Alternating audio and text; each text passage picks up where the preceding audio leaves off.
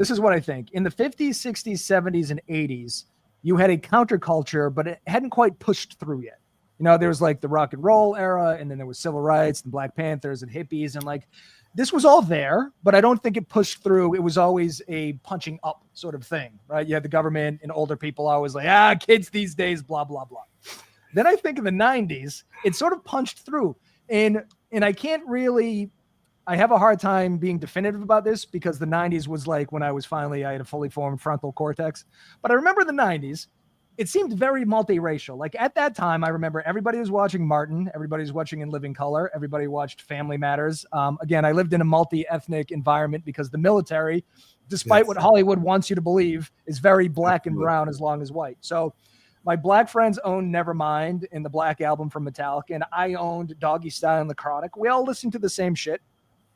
So the left seems to have won the culture war. It was very, you had the Spice Girls representing girl power, and, Blade was the first black superhero. I know everybody wants to say it was Black Panther. Blade saved the Marvel Cinematic Universe. It was, it just felt like a better, more harmonious time. And it felt like we finally won the culture war. Bill Clinton is the first black president because he plays the saxophone on Arsenio Hall. It seemed like a joyous multi-ethnic time. And